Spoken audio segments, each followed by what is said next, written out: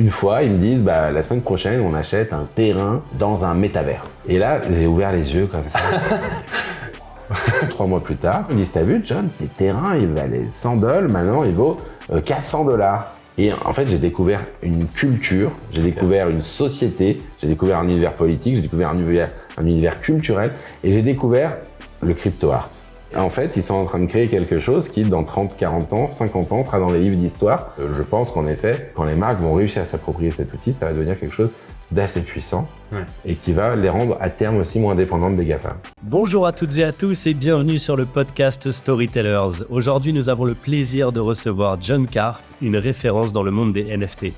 John est un collectionneur, un passionné, mais surtout un grand curieux qui a jeté son dévolu sur les NFT il y a quelques années déjà. Il est l'organisateur de la Non-Fungible Conférence où on peut retrouver plus de 4000 acteurs et passionnés de cet univers chaque année au Portugal et aussi le créateur de la NFT Factory, un espace de plus de 400 mètres carrés en plein cœur de Paris pour découvrir et échanger sur ce monde encore méconnu de beaucoup. Dans cet épisode, vous l'avez deviné, on va parler NFT avec John. Qu'est-ce que les NFT ? Comment est-il devenu expert dans ce milieu ? Où en est le marché aujourd'hui et quelles sont les tendances de demain ? Une discussion passionnante, enrichissante et pleine de bonne humeur. Bienvenue sur Storytellers avec John Karp.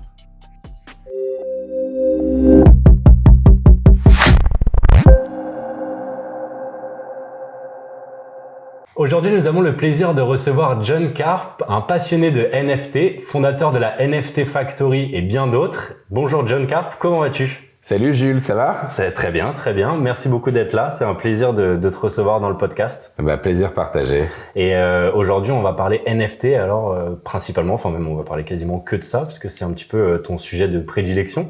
Et justement, avant de parler un petit peu NFT, est-ce que tu pourrais te présenter un petit peu qui est John Karp et qu'est-ce qui fait qu'aujourd'hui tu es un personnage assez important dans ce milieu des NFT, en tout cas en France? Alors, c'est une bonne question qui est John Karp. Je me la pose tous les jours. Ok. Pas encore de réponse.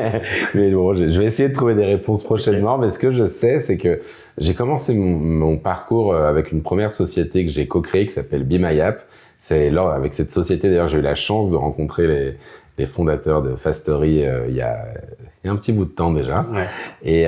Et donc, j'organisais, on va dire, des hackathons, pour faire simple, un peu partout dans le monde et pour plein de problématiques. Et si tu veux, c'est un sujet qui me passionne.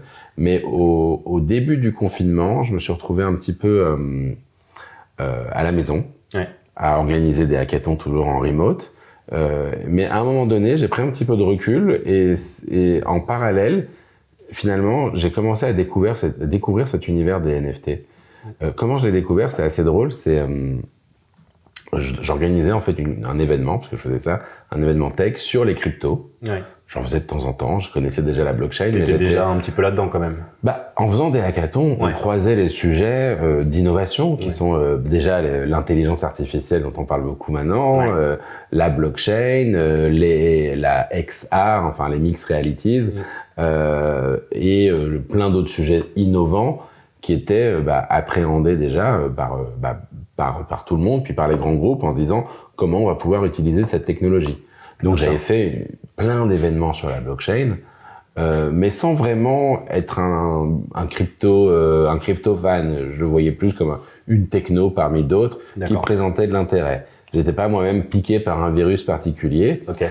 J'avais un petit peu, j'avais juste acheté un petit peu d'Ethereum parce que c'est une monnaie, c'est une monnaie programmable, on va dire, pour faire simple, il y a un côté tech que je trouvais intéressant dans la logique d'écosystème développeur, justement. D'accord. Mais j'avais pas d'intérêt particulier autour de ça. Okay. Et en organisant cette nouvelle conférence au début du Covid, alors, comme toutes les conférences qu'on fait, ou les hackathons qu'on fait, on s'entoure de partenaires tech qui nous guident un petit peu. Et donc là, j'avais des personnes que j'avais prises qui étaient des traders crypto, qui devaient m'aider en fait à faire un peu l'agenda, à définir les bons thèmes, les bons intervenants. D'accord. Et donc, toutes les semaines, on faisait un point avec eux en disant on devrait inviter un tel de Binance, un tel de je sais pas quoi, etc.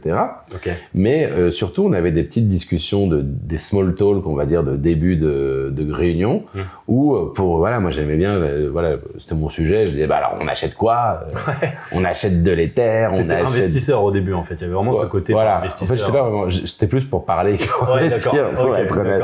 J'aime bien, j'aime bien en parler, mais j'étais pas vraiment un vrai investisseur. Mais là, on achète quoi? On achète de l'Ether, on achète du Binance, du je sais pas quoi. Et en fait, une fois, ils me disent, la semaine prochaine, on achète un terrain dans un métaverse. Ah ouais, là... Et là, j'ai ouvert les yeux comme ça.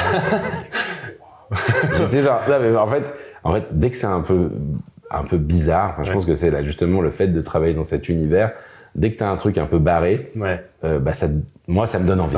Ça m'excite. Je me dis tiens, attends, il y a un truc que je comprends pas. T'as envie de comprendre ce qui se passe derrière. Je me dis tiens, s'il y a des gens qui sont en train d'acheter des terrains dans des métaverses, il y a un truc. Moi aussi j'en veux. Voilà, je me suis dit je sais pas trop ce que c'est, mais en plus tu vois j'étais là, c'était le Covid, je me suis dit tiens, je vais acheter. Je me suis dit, tiens, attends, je pourrais acheter des terrains et puis je vais vendre ça à EDF pour faire une conférence dans le métaverse. D'accord. D'ailleurs, ce qui est en train de se faire pas mal aujourd'hui, tu vois, déjà, enfin, ce qui va arriver prochainement. Oui, tu t'étais déjà... Je me disais, bon, tiens, c'est intéressant, il y a peut-être des choses là-dessus. Et puis non, mais ils m'ont fait l'analogie, ils me disaient, tu sais, il y avait eu Second Life. Moi, je me souvenais déjà de Second Life, des gens qui avaient acheté des terrains à l'époque déjà dans Second Life, donc il y avait déjà quelque chose autour de ça. Et donc, ils disaient, c'est la nouvelle version.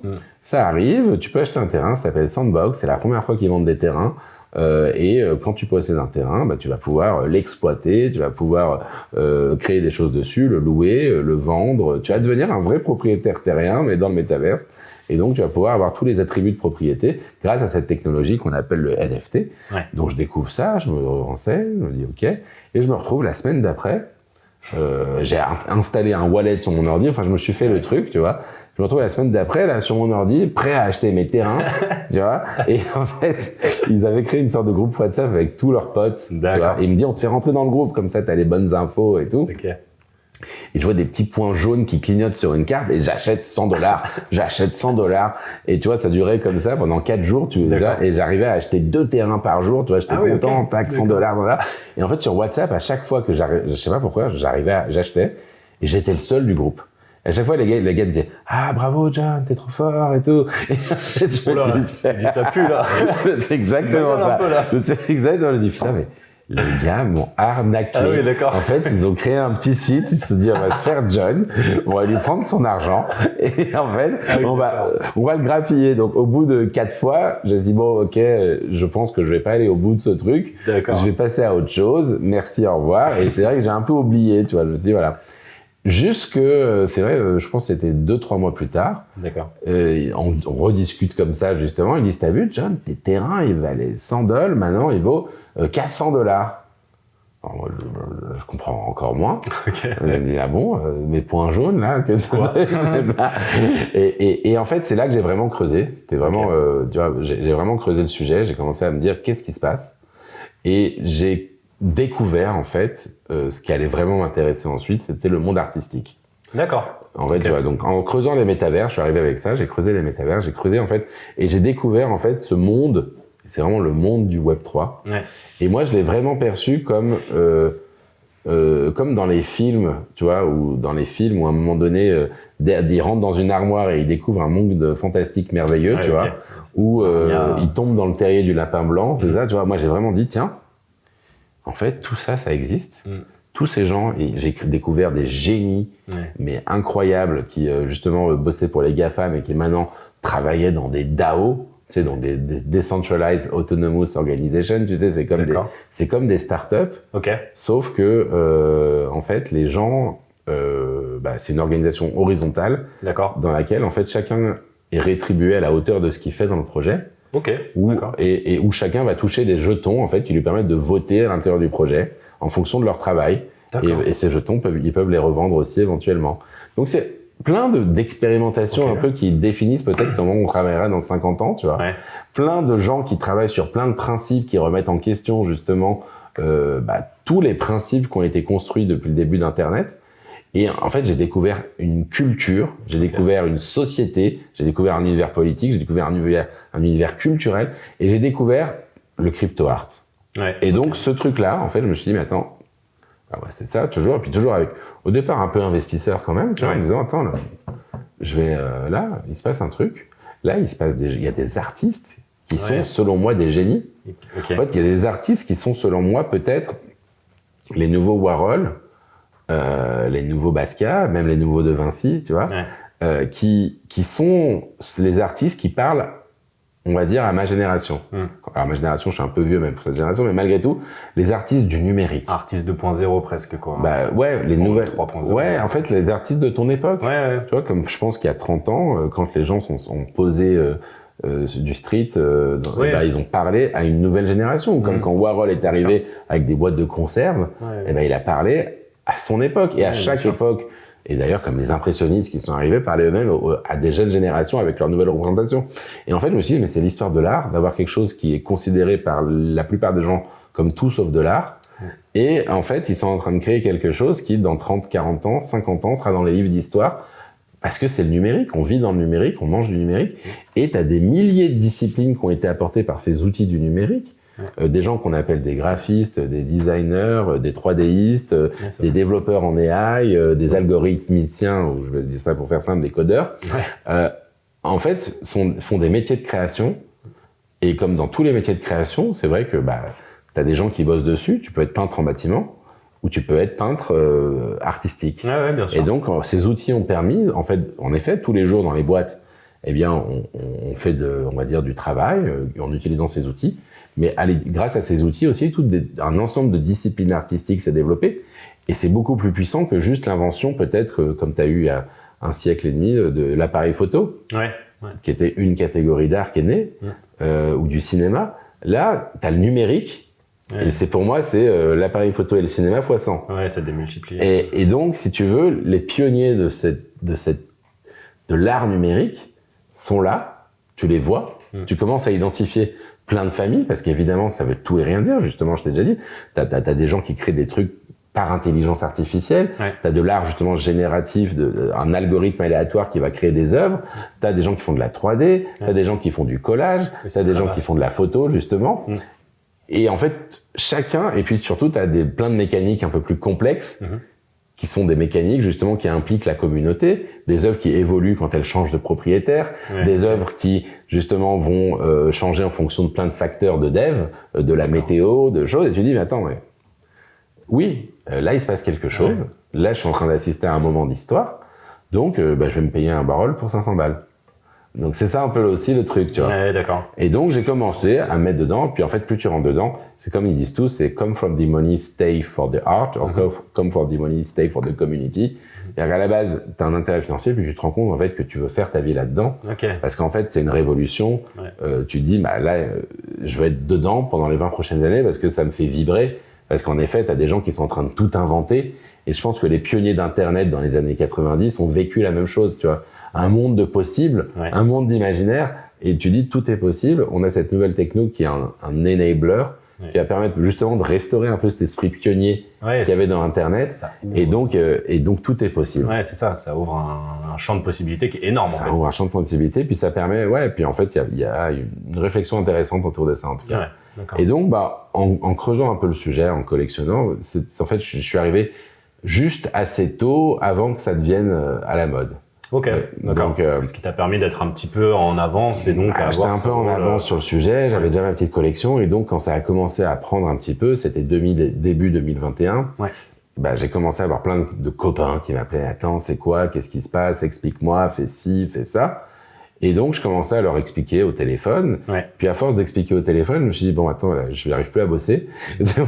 Donc je leur ai dit, j'ai commencé, en fait, c'était le début de Clubhouse, c'était une application qui permettait de faire des live audio. Dans les rooms. Et donc, les rooms Clubhouse. Et en fait, j'ai dit, les gars, rendez-vous à 9h.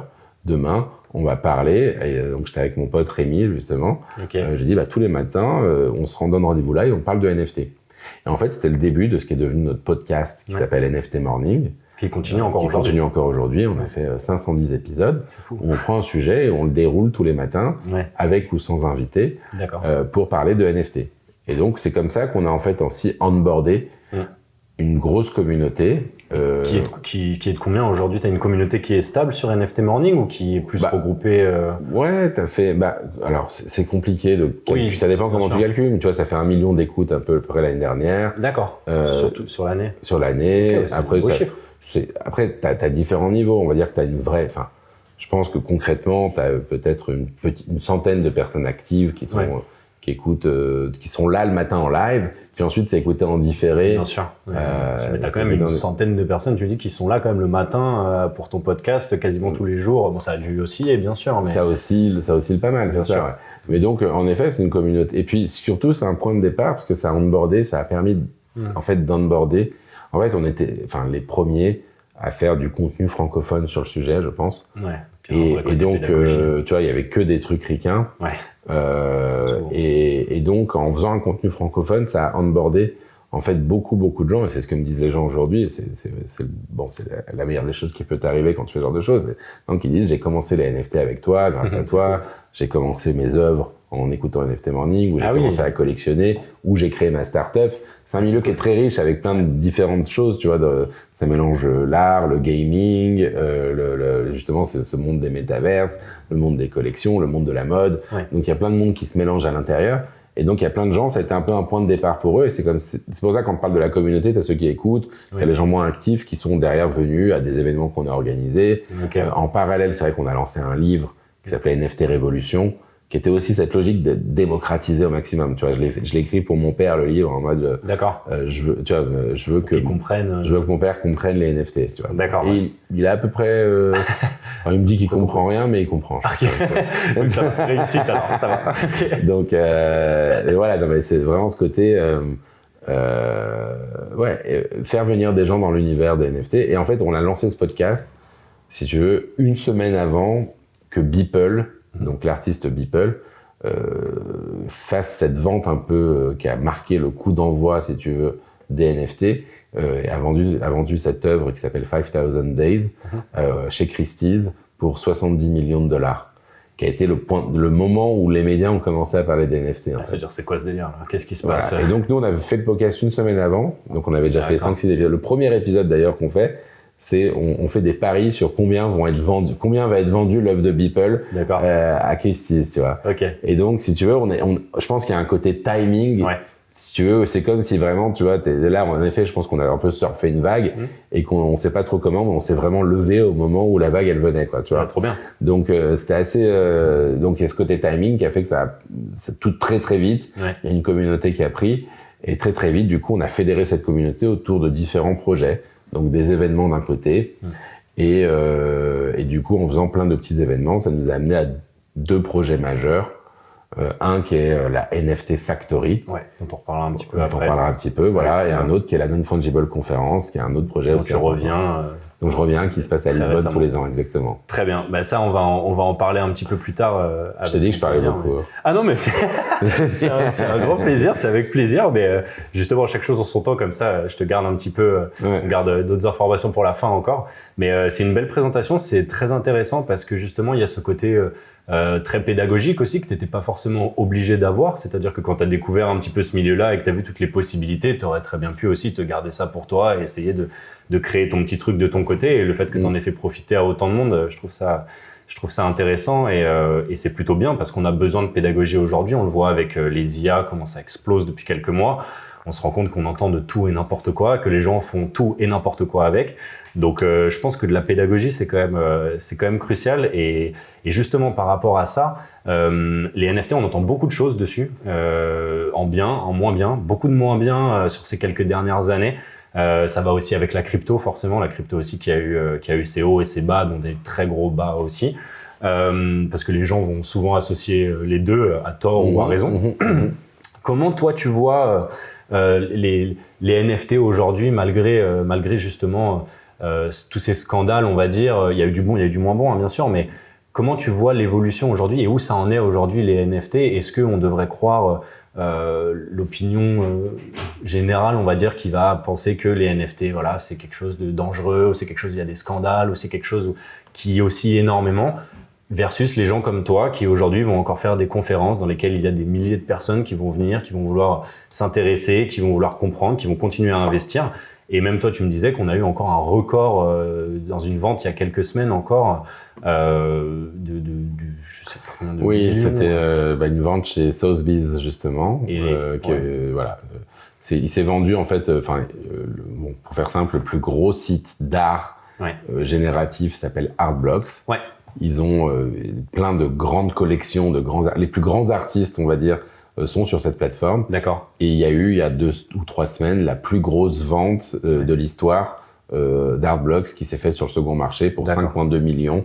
Il y a cette pièce qui s'appelle le Goose, qui est le Ringers numéro 843 ou je sais plus quoi, qui est une pièce de l'artiste Dimitri Cherniak qui s'est vendue en effet pour 5,2 millions de dollars, ce qui est un record encore aujourd'hui. Ouais. Ce qui montre qu'il y a quand même encore un intérêt, mais est-ce que justement, qu'est-ce que toi tu dirais aux gens qui te diraient aujourd'hui, voilà, les NFT ça vaut plus rien, ou du moins c'est plus à la mode, ou en tout cas comment toi tu ressens un petit peu ce point de vue-là, toi qui es tant passionné. En fait, moi, c'est vrai que il se passe exactement ce que je disais à tout le monde. En fait, si tu veux, en 2020, le marché des NFT n'existait pas. Ouais.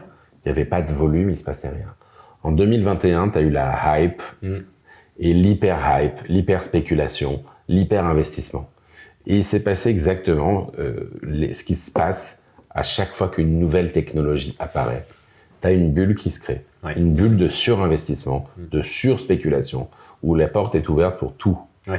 Et en fait, si tu veux, pour moi, c'est plutôt rassurant. La bulle, en effet, a dégonflé. Et maintenant, tu as des projets sérieux qui sont en train d'émerger.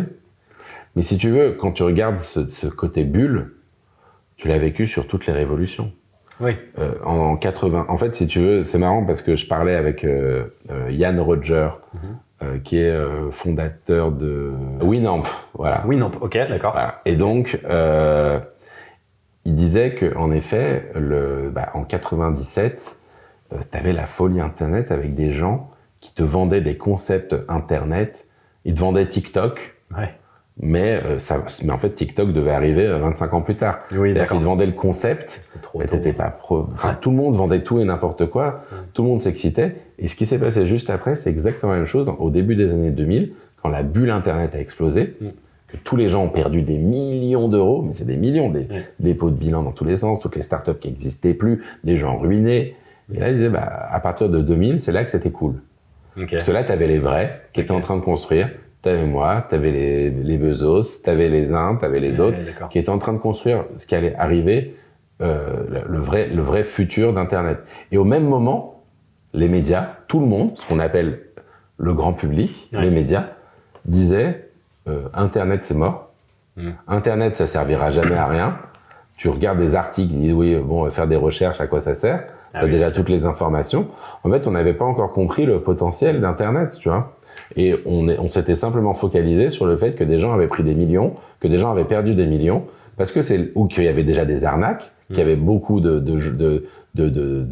comment on appelle ça, de trafic, que c'était la porte ouverte au non-contrôle, que c'était la porte ouverte à toutes les possibilités en termes de, enfin, c'était malfaisant, quoi. Et donc, si tu veux, oui, en fait, on est exactement au même moment. Et en fait, tu l'as vécu sur toutes les révolutions. Si tu regardes la documentation du 19e siècle, tu verras que tu as la même chose sur les chemins de fer. Donc, si tu veux, quand tu as des technologies de rupture, tu as toujours un moment de hype qui est en effet de la surspéculation liée au fait que, en effet, des gens suranticipent et veulent investir dans n'importe quoi sans trop savoir. Et quand tu regardes ce qui se passe aujourd'hui, il y a quand même des choses très, très structurantes. Le marché existe. Tu vois, c'est-à-dire que le monde que je suis, moi, par exemple le monde de l'art, le monde de la collection, le monde du gaming, tu as des volumes de NFT qui sont aujourd'hui 10 fois supérieurs à ce qu'ils étaient il y a 3 ans. Ce qui est énorme. En fait, c'est monumental. C'est monumental.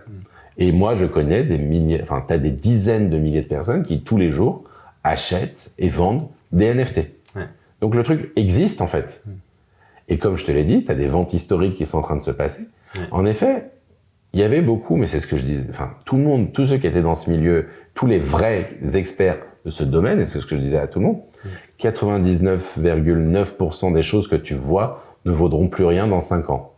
Et ça, la plupart des gens, si tu écoutes justement le NFT Morning, ou si tu écoutes ce que disent, mais moi je suis pas un oracle, c'était à prévoir, quoi. Oui, il y avait du grand n'importe quoi.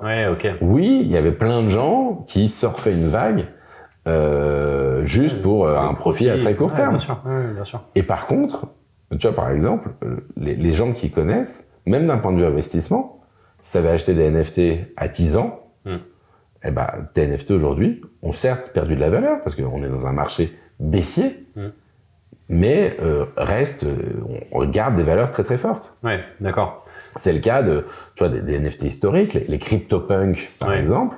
Justement, un CryptoPunk aujourd'hui, ça vaut $120 000. Ah oui, donc c'est toujours... le floor, le moins cher, si tu veux. Les art blocks, justement, les grandes collections d'art génératif, sont toujours extrêmement chers. Mais donc c'est les projets les plus sérieux, les plus construits, ou en tout cas les plus qui avaient une pensée de long terme, en fait, qui aujourd'hui sont encore là. Les projets long terme, les projets historiques, les projets importants. Donc si tu veux, oui, mais en fait, si tu veux, c'est exactement ce qui se passe dans le monde entier, tu vois, dans le monde des startups. On dit que les VC investissent dans 100 startups pour en avoir 10 qui marchent, dont une peut-être qui va vraiment être le jackpot. Bien sûr. Ouais. Donc ça, déjà, le monde est comme ça. Dans le monde de la musique, quand tu te lances pour faire chanteur, bah oui, si on investissait sur tous les mecs qui arrivent avec un micro en disant je vais être chanteur, c'est un peu ce qui s'est passé. On a dit ouais, bah en fait, peut-être qu'il n'était pas si chanteur que ça, tu vois. Chanteur, lui, ou peut-être qu'il était un peu chanteur, mais tu vois, pour le karaoké, quoi, tu vois. Donc si tu veux, et donc c'est pareil en fait, tu vois. Oui, là on a balancé de l'argent dans des trucs sans savoir ce que c'était, quoi. Ouais, en fait c'est ça le problème, c'est plus c'est. En fait, toi tu dirais aujourd'hui que tout est normal, en fait, c'est juste la suite logique des choses. C'est la suite logique des choses. Et moi, je veux te dire une chose, t'as beaucoup de VC quand même. Si tu regardes, si tu vas aujourd'hui dans les incubateurs, si tu vas aujourd'hui chez les fonds d'investissement, bah, la priorité d'investissement, c'est l'AI et ce qu'on appelle le Web3.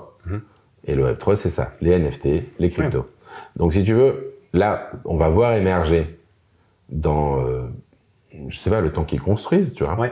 Dans 1 an, dans 2 ans, dans 5 ans, des nouvelles sociétés dans le monde du jeu vidéo, dans le monde de la mode, de la digital fashion, dans le monde, enfin, tout un ensemble d'univers dans lesquels posséder un bien numérique fait du sens. On va les voir émerger et c'est un peu comme Fortnite qui à un moment donné est devenu le succès, qui a validé le business model du jeu vidéo, du jeu vidéo gratuit ou qu'on appelle free to play ou etc. Là il va y avoir un moment de certains jeux ou certaines expériences qui vont arriver, qui vont mettre en avant justement cette nouvelle vague Web3. Mais alors, est-ce que tu penses que justement tous ces détraqueurs qui ont un petit peu craché sur les NFT pour un petit peu mal parler, tu penses que c'est dû à quoi? Alors, est-ce que c'est justement parce qu'on n'était pas prêt? Est-ce que c'est parce qu'il y a quand même eu beaucoup de scandales? Alors, comme tu dis, c'est comme partout, hein. Il y a combien de sociétés se créent aujourd'hui, le dropshipping, toutes ces choses-là, où justement il y avait du bon comme il y avait du moins bon. Enfin, c'est vrai que ça nous arrive un peu tout le temps. Les IA encore actuellement, c'est aussi le cas. Il y a du bon, il y a du moins bon. Mais en fait, ce que je me demande, c'est pourquoi les NFT ont autant été une cible, ont autant été un bouc émissaire dans toute cette histoire. Parce que, alors après, c'est peut-être mon point de vue aussi, mais de mon point de vue extérieur, je connais un petit peu ce qu'est les NFT. Je me suis renseigné, je m'y suis intéressé. La crypto, pareil, mais je suis jamais assez rentré dedans pour vraiment avoir les connaissances, etc. Et de mon point de vue extérieur, ouais, c'est vrai qu'on dirait que c'est un truc qui est tellement instable et qui est tellement risqué, qui est tellement... En fait, si tu veux... Parce qu'on n'est pas assez éduqué dessus, peut-être aussi. C'est quelque chose de très... En fait, si tu veux, ça déchaîne beaucoup de choses parce que c'est à la croisée de plein de choses. C'est une révolution technologique, c'est une révolution financière, c'est une révolution sur d'autres aspects. Mais en tout cas, il y a un aspect financier. Il y a un aspect financier qui fait qu'en effet, on l'appréhende sous l'angle de l'argent. Et donc cet aspect financier, il n'est pas à négliger, il est important. Et si tu veux, donc en effet, il y a un côté produit financier dans la manière d'appréhender le NFT. Et du coup, forcément, mais c'est un petit peu comme la bourse dans les années 80. La bourse dans les années 80, c'était le loup de Wall Street, quoi. Et en fait, oui, on est à l'époque du loup de Wall Street dans la bourse des années 80. Ça veut dire que t'as des gens qui vont te vendre des trucs, ils savent pas ce que c'est, et ils vont les vendre à n'importe qui. Mais à côté, t'as des IBM, Microsoft qui sont en train de... t'as des boîtes qui se créent dedans et qui sont en train de faire des choses extrêmement crédibles. Oui, faut pas que t'ailles acheter un NFT. Enfin, évidemment que tu peux pas... Enfin, si tu penses que c'est de l'argent magique et que tu vas acheter un NFT en disant je vais acheter un NFT et je vais devenir... Je vais faire x100. C'est ça le problème. T'as 99% de chance, vu que t'as 99% de NFT qui valent rien en fait à terme, si t'achètes un NFT au hasard, c'est sûr que tu vas te planter. Mais c'est un petit peu comme tout, en fait c'est un marché comme tous les marchés d'ailleurs, d'initier. Il faut se tenir au courant, il faut savoir. Ouais, si demain j'ai un pote qui me dit qu'il faut acheter des bouteilles de vin parce que ça va être des grands crus et qu'ils vont faire x4 parce que je sais pas quoi, j'y connais pas assez en vin pour acheter, tu vois. Je vais me dire, ah bon, machin. Je vais pas me sauter dessus en me disant c'est le coup du siècle. Pareil pour tous les marchés, pareil pour la bourse, pareil pour l'immobilier. En fait, avant d'acheter un appartement, je pense que t'as scanné le quartier, tu sais exactement le prix, et tu sais que quand une annonce sort, t'as été éduqué depuis 6 mois, 1 an, parce que t'as analysé le marché pour pouvoir acheter, tu vois. Ouais. Et donc, en fait, un marché mérite une analyse du marché. Et là, c'est vrai qu'il y a des gens qui ont cru que c'était du casino, quoi. Ils ont cru qu'ils pouvaient acheter et gagner, et ça n'existe pas, c'est tout. Et c'est ça je pense que justement c'est ça le problème, c'était ma question un petit peu d'après, mais est-ce que justement il y avait eu un peu de la mauvaise information qui avait été presque donnée par les médias ou autres, mais en vrai c'est vrai que moi de mon point de vue c'était presque une NFT c'était presque ça, c'était presque un investissement avant d'être un objet d'art ou d'être une création ou d'autre, c'était vraiment le côté de achète-le, tu vas le revendre plus cher plus tard, quoi. Et parce que si tu veux, les médias c'est très simple. Un média traite de la donnée, et cette donnée, c'est souvent des chiffres, et ces chiffres, c'est souvent de l'argent. Donc, l'angle d'attaque, tu vois, je vais pas avoir l'occasion de dérouler facilement. Tout ce que je suis en train d'expliquer, c'est quand même complexe, c'est quand même un peu fin. Donc, ça peut pas être un titre de journal, genre, il a perdu 6 millions, il a gagné 20 millions, et c'est ça le problème. Un titre de média va forcément être, tu as perdu ou tu as gagné beaucoup d'argent. Et autrement, la lecture qu'on a aujourd'hui du monde, se fait à travers ce biais-là. Donc, si tu veux, on n'est pas dans un univers d'analyse, mais tous les gens qui suivent les médias, et c'est pas une critique des médias, et c'est pas du tout un rejet en disant ils disent n'importe quoi et complotiste ou je ne sais quoi, mais simplement quand tu es expert dans un domaine, tu vas souvent te rendre compte que le média le traite mal, le domaine. Bien sûr. Donc, pas assez dans le il le traite soit de travers, soit mal, et surtout sur les sujets innovants, ils vont traiter encore plus mal. Donc, si tu veux, les médias font un traitement médiatique qui est un monde quand même assez différent, on va dire, de ce qui se passe dans le vrai monde, tout simplement. Ouais. Très clair. Et tu penses que la blockchain, en voyant très général, ou peut-être les NFT si on voit un petit peu plus spécifiquement, mais tu penses que ça a changé la façon dont on interagit aujourd'hui avec l'art ou la culture en général? Ou peut-être pas encore, mais est-ce que tu penses que c'est un... Sur le domaine artistique, la révolution NFT, elle est déjà en marche. Ouais. C'est-à-dire que là, il n'y a plus de questions. On va le voir. Tu vois, on va le voir. On le voit déjà. Christie's, Sotheby's, ils ont déjà des investissements massifs, ils ont des équipes de plusieurs dizaines de personnes chacun dédiées au NFT et à l'art numérique, et c'est déjà en train de devenir, c'est déjà leur croissance et leur source d'avenir, elle est ici. Les musées, on a vu la collection permanente le centre Georges Pompidou, qui a une collection NFT avec un CryptoPunk justement, avec un autoglyphe, avec des œuvres, différentes œuvres, qui est dans leur collection permanente. Il y a d'autres musées en France qui ont déjà des collections permanentes de NFT. À l'étranger, il y a le LACMA, donc le musée d'art contemporain de Los Angeles, qui a aussi une collection permanente. Et moi, qui suis au contact de pas mal de musées en France et à l'international, on va voir, avec le temps muséal, qui est 3, 4 ans, 5 ans, mais on va voir l'année prochaine, l'année suivante, et puis durant toute la décennie, des projets NFT qui vont émerger justement dans les musées, et les musées français qui sont d'ailleurs qui sont des musées sérieux et centenaires, on va dire. Donc ça, c'est les musées. Les galeries, c'est pareil.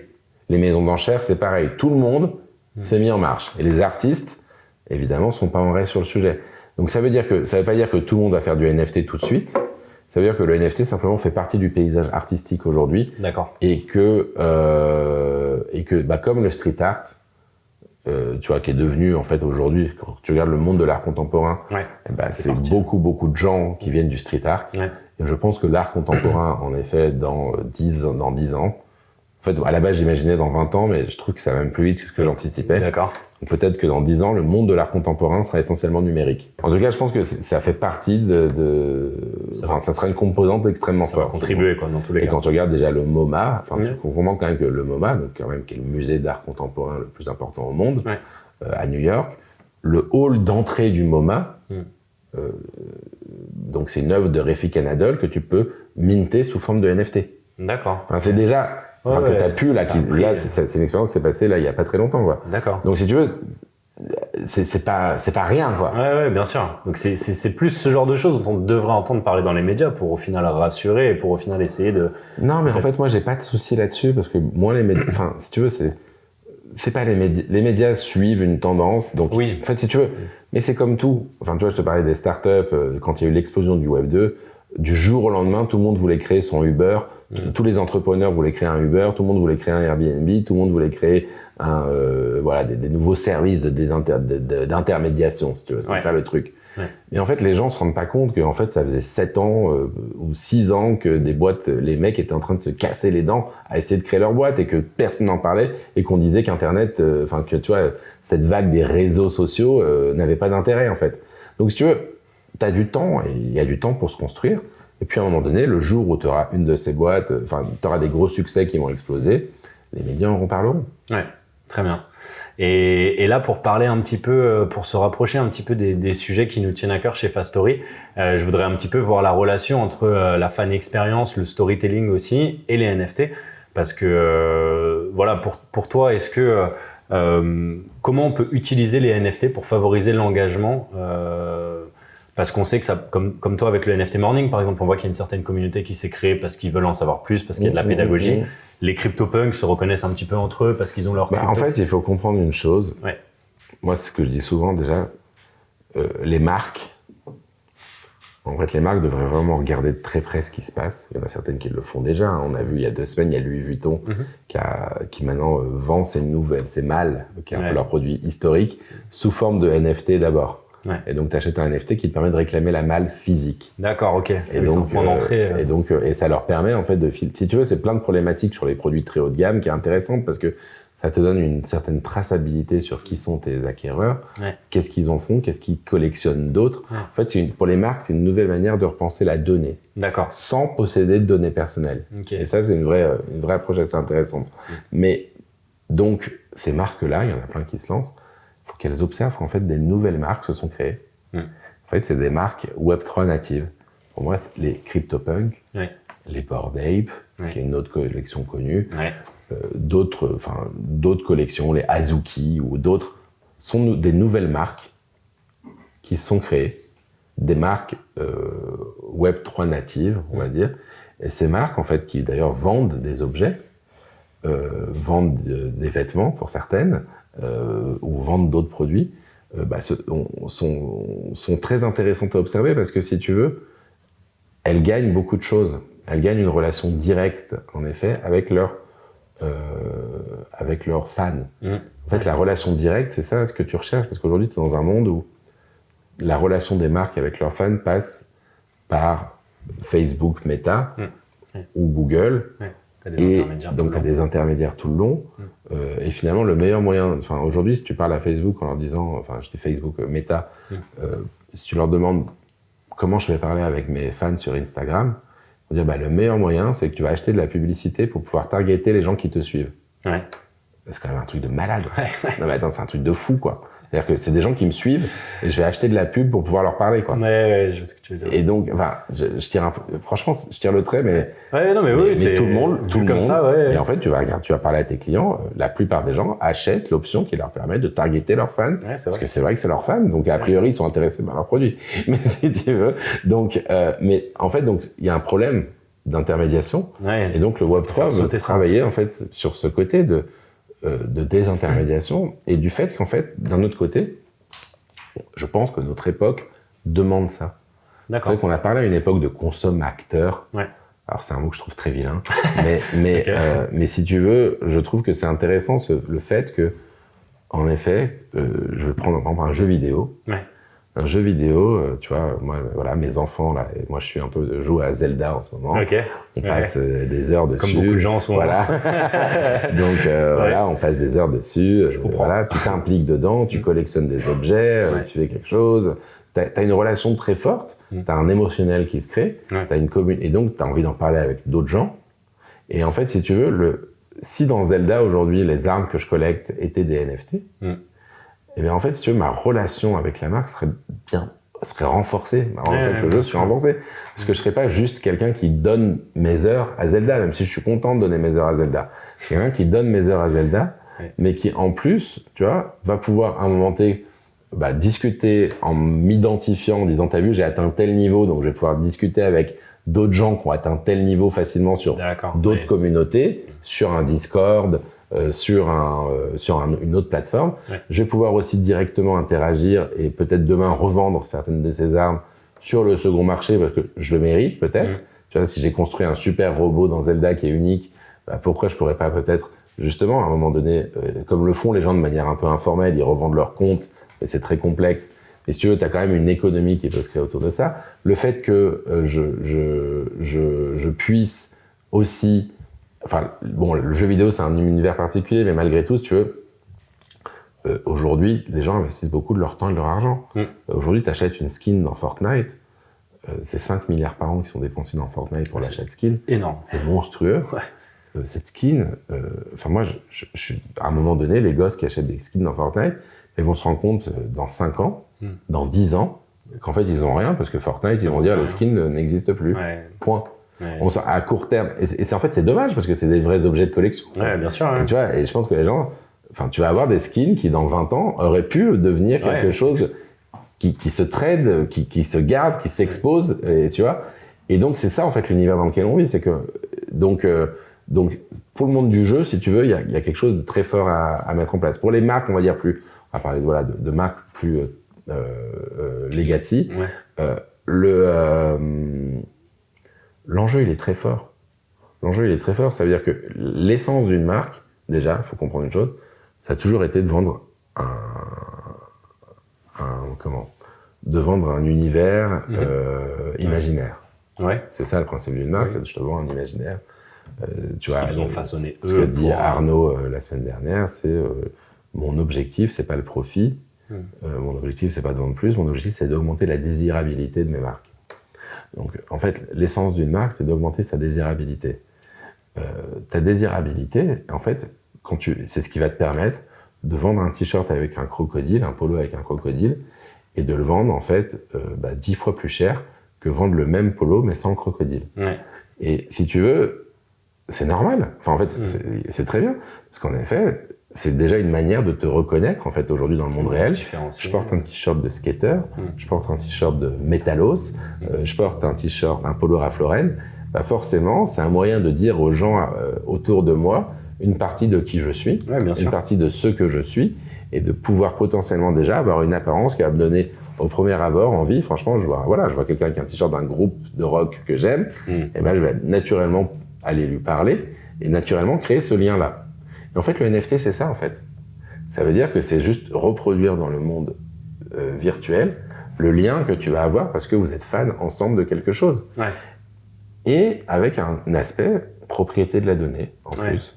Ça veut dire qu'au lieu de donner mes données à Facebook aujourd'hui et de laisser Facebook le monétiser, c'est vrai que le temps que j'investis dans une marque, la relation que j'investis dans une marque, l'engagement social que je fais, parce qu'en fait, un engagement social, une marque, finalement, si je suis fidèle à elle, pas seulement en tant qu'acheteur, mais aussi en tant que personne qui va repartager ses posts, personne qui va réagir, personne qui va interagir, qui va participer, aujourd'hui, ça apporte une valeur qui est tout aussi importante que de l'achat pur et simple. Bien sûr. Que la valeur monétaire. Que la valeur monétaire. Alors, ça se transforme d'une manière ou d'une autre à la fin en valeur monétaire.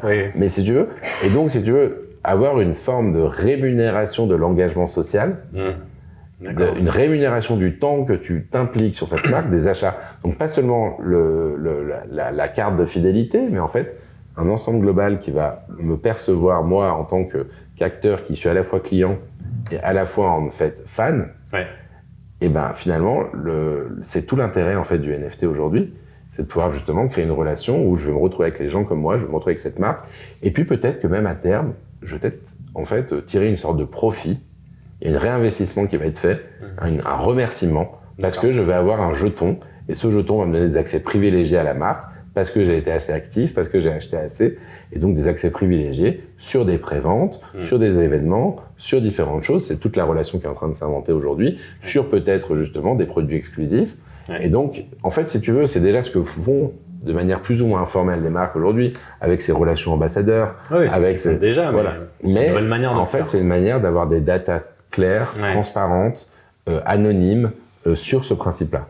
Et donc, je pense qu'en effet, quand les marques vont réussir à s'approprier cet outil, ça va devenir quelque chose d'assez puissant et qui va les rendre à terme aussi moins dépendantes des GAFA. D'accord, très clair. Tu penses que c'est quoi le plus grand défi pour ce monde des NFT pour atteindre un petit peu ce point de stabilité où justement ces NFT vont pouvoir prendre cette place dont tu parles? Qu'est-ce qu'on doit faire? Est-ce que on sensibilise les gens? Est-ce que c'est encore non, mais je pense laisser le temps? Je pense qu'il faut laisser le temps. Ouais, c'est juste ça. C'est juste en fait, il faut laisser le temps, tu vois. Faut laisser le temps. Les gens sont en train de bosser dessus. En fait, il faut avoir conscience que c'est quelque chose de très jeune, quoi, tout simplement. C'est sûr. C'est extrêmement jeune. On a commencé à parler de NFT. Vite.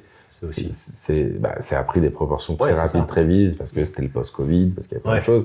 Mais concrètement, ça a explosé. On a parlé pour la première fois dans le monde normal de NFT en mars 2021. Aujourd'hui, on est en juin 2023. Ça fait 2 ans.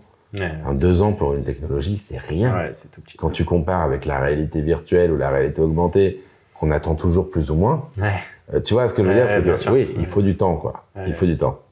Très bien. Et petite question, est-ce que tu aurais des projets qui te tiennent à cœur, peut-être des projets NFT futurs, puisque tu disais justement que la plupart des projets aujourd'hui qui vont avoir un certain impact plus tard sont en cours de mise en place, sont en train d'être mis en place, sont en train d'être développés, etc. Est-ce que tu as déjà des projets qui soit sont déjà en place, soit vont être mis en place dans les années qui viennent et qui t'excitent un petit peu et qui te font te dire ouais, on a encore beaucoup de choses qui vont arriver, quoi? Il y a plein de projets que je suis qui sont assez complexes. Tu m'avais parlé de 20 Mint, par exemple. 20 Mint en France, c'est un projet qui est génial. Je pense que c'est très intéressant quand même qu'une marque, une boîte comme 20 minutes, en fait, ce qu'ils ont fait 20 minutes, ils ont lancé un projet de NFT où ils ont vendu, je connais pas le chiffre exact, mais je dirais une centaine peut-être de machines à écrire, mais sous forme de machines à écrire virtuelles. Cette machine à écrire, quand tu es propriétaire de cette machine à écrire, tu as un titre en fait de rédacteur dans la rédaction virtuelle de 20 minutes. Je trouve ça une trop bonne idée. À ce titre-là, tu vois, tu participes à des éditions, d'ailleurs qui sortent tous les trimestres, je crois. D'accord. Et dans le vrai print 20 minutes, d'accord. Qui est distribué. Non, c'est un spécial où le 20 minutes du jour est créé par la communauté NFT. Tu as un titre où tu vas pouvoir voter avec la communauté grâce à ton jeton. Enfin, quand je dis ton jeton, ça veut dire ton NFT. Tu vas voter pour les projets, les sujets qui vont être abordés. Tu vas pouvoir aussi participer aux interviews. Tu vas pouvoir, enfin, ils ont toute une salle de rédaction virtuelle, si tu veux, et donc avec des représentants qui sont élus, avec justement des sujets qui sont abordés, avec toute une décentralisation justement de ce qu'est un journal. Et je trouve que c'est un exemple en France qui est hyper intéressant et qui mérite d'être suivi, c'est sûr. Très bien, c'est un très bon exemple, mais je sais qu'il y a énormément de projets, donc forcément en trouver un ou deux pertinents. Mais bon, celui-ci, en tout cas, vaut le coup d'être... Non, c'est un projet sympa. Non, c'est un projet super sympa. Après, dans le monde de la mode, je pense que voilà, il faut suivre beaucoup ce sujet parce que on est déjà dedans. On est déjà dedans, donc il faut suivre ça parce que ça va arriver très vite. Très bien. Et une petite dernière question de la fin. Qu'est-ce qui, alors là, on n'est plus dans les NFT, mais qu'est-ce qui pour toi représente une expérience fan réussie? C'est un petit peu ce qu'on cherche à apporter, nous, chez Fast Story. Est-ce que toi, tu as une définition? En tout cas, qu'est-ce qui, pour toi, correspondrait à une expérience fan réussie, une expérience fan mémorable? Peut-être par expérience. Je pense qu'en fait, en tant que fan, si tu veux, tu passes beaucoup de temps avec une marque, avec ou bien une idole, on va dire. Et dans ta tête, c'est ton meilleur copain. Et donc, en fait, l'expérience fan réussie, c'est l'expérience où la marque va me rendre cet aspect meilleur copain que moi, que je lui ai donné. D'accord. Donc, ça veut dire que ça passe par une reconnaissance. Ça passe par peut-être une forme de personnalisation. Ça passe par une manière, on va dire, de me dire que je compte et que sans moi, en fait, la marque n'existe pas. Ok, donc peut-être une sorte de reconnaissance d'une certaine manière un peu un échange mutuel. Un échange, une reconnaissance Ouais. et une personnalisation, je pense. Ok, bah très bien. C'est une super bonne décision, c'est une très bonne réponse. Merci beaucoup, John. Et voilà. Alors, je pense qu'on aura l'occasion de peut-être refaire un podcast pour développer encore le sujet, parce que je pense que tu as encore beaucoup de choses à dire et on a encore beaucoup de sujets qu'on pourrait aborder. Mais en tout cas, déjà, merci beaucoup pour cette très bonne introduction sur les NFT, où ça en est aujourd'hui. Et voilà, merci beaucoup pour tout ce savoir et d'être venu sur le podcast. Eh ben, merci à toi. Et puis à une prochaine avec plaisir. Très bien. Merci, à bientôt. Salut. Merci d'avoir écouté Storytellers. Chez Fastory, nous sommes convaincus que l'expérience fan est la clé de la réussite des marques et c'est pourquoi nous mettons cet élément au centre de toutes nos actions. Nous sommes déterminés à aider nos clients à créer des expériences qui représentent leur communauté et qui établissent des liens émotionnels forts avec leurs fans. Nous espérons que notre podcast vous a inspiré à créer des liens plus forts avec votre communauté.